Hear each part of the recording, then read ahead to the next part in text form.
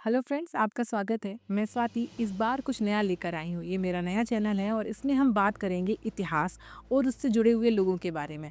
इतिहास इतना पुराना नहीं, लेकिन लोग आज के रहेंगे। ऐसी कई सारी कहानियाँ जिनके बारे में हमने सुना है, पर उसके बारे में हम जानते नहीं हैं। ऐसी कुछ कहानियाँ हमारे बीच, हमारे आसपास हैं, जिनके बारे में सुनकर हमें महसूस होगा कि ऐसा बहुत कुछ है जो हमारी आंखों के सामने से होकर निकल जाता है और उसके बारे में हम जानने की भी कोशिश नहीं करते। और इसी कोशिश के साथ मेरा ये नया शो आपके लिए आ रहा है। और इस शो की शुरुआत मैं करना चाहती हूँ एक ऐसे टॉपिक के साथ जिसके बारे में सुनना हमारे बचपन में बहुत अच्छा लगता था। डाकू, डकैत। हाँ बिल्कुल, हम बात करेंगे बीहड़ों की, हम बात करेंगे चंबल की, और बात करेंगे इतनी अच्छी कि आपको सुन के ही अच्छा लगेगा। सबसे पहले मैं आपको चंबल नदी के बारे में बताना चाहूँगी।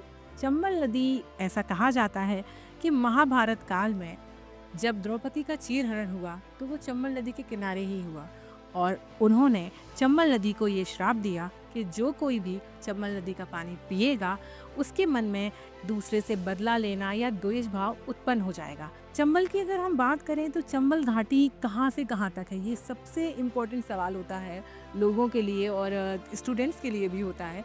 तो चंबल घाटी जो है वो भिंड, मुरैना, धौलपुर, इटावा, ये मध्य प्रदेश, उत्तर प्रदेश और राजस्थान, ये सीमाओं को कनेक्ट करता है। डाकुओं के बारे में आपने ज़्यादातर यही सुना होगा। वैसे डाकू तो कई सारे जगह देखे सुने जाते हैं, पर जो फेमस होते हैं वो बीहड़ों के ही होते हैं। और बीहड़ों की संरचना के बारे में हम बात करें तो रेत के बड़े बड़े पहाड़ बोल सकते हैं जिनमें डाकू छुप जाया करते थे, इसलिए वो लोग भिंड और उस इलाके का इस्तेमाल करते थे।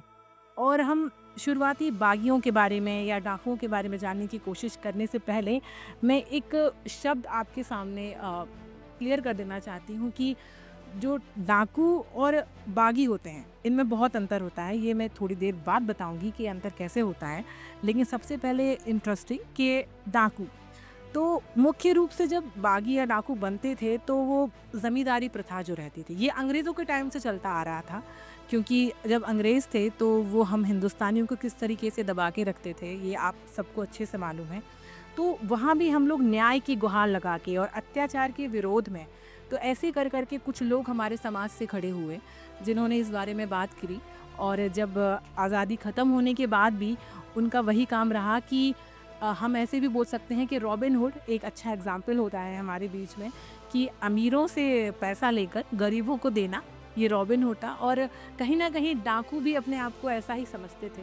मैं सबकी बात नहीं करूँगी, आई वॉज क्लियर, बट होता यही था। तो क्या होता था कि पुलिस प्रशासन, भ्रष्टाचार बढ़ रहा है और जाति भेदभाव, सामाजिक भेदभाव होता था, पारिवारिक विवाद, झगड़े हो जाते थे, और कहीं ना कहीं न्याय ना मिलने की कंडीशन में जो ये प्रक्रिया होती थी उसमें लोगों को बागी या डाकू बना दिया जाता था। अब हम बात करें अगर प्रमुख डाकुओं की, तो बागियों की, तो सबसे बड़ा नाम आता है डाकू मान सिंह का। डाकू मान सिंह लगभग 50 से 70 के दशक में वो रहे थे और 80s में आकर उनका एनकाउंटर कर दिया जाता है। आप सोच सकते हैं कि 50 से 60s के बीच में जब वो थे तो उनके ऊपर 1 लाख रुपए का इनाम था उस समय। 1 लाख, लगभग 100 साल होने वाले हैं, तो आज के समय के पैसे आप खुद ही काउंट कर सकते हैं।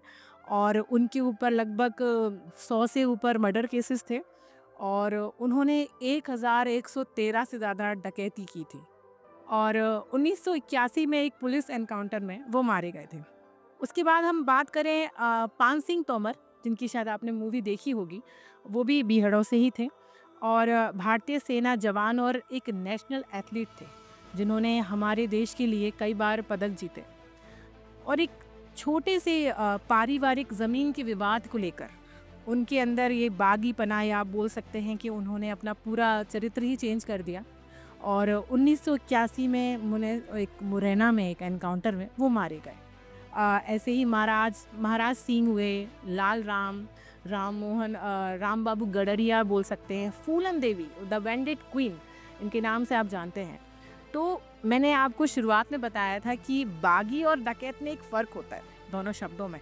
तो जो बागी होते हैं वो सिस्टम या अन्याय के खिलाफ लड़ उठते हैं, उनके कदम कि उनके साथ कुछ बुरा हुआ। जैसे हम पान सिंह तोमर का एग्जाम्पल ले लें कि पारिवारिक विवाद को लेकर उन्होंने उनके बेटे को मार दिया गया, कहीं ना कहीं आपने मूवी में देखा भी होगा।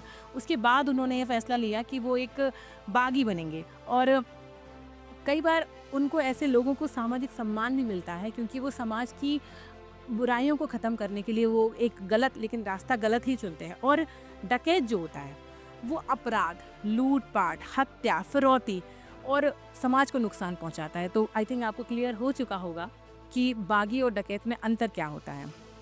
अ, एक हम बात करते हैं कि रॉबिन हुड की श्रेणी में खुद को रख लेते थे वो लोग, कहीं न कहीं एक सेल्फ ऑब्जर्वेशन कर लेते थे कि हम तो बहुत अच्छा काम कर रहे हैं और इस काम को लेकर वो कहीं न कहीं अपने मन को समझा लेते थे।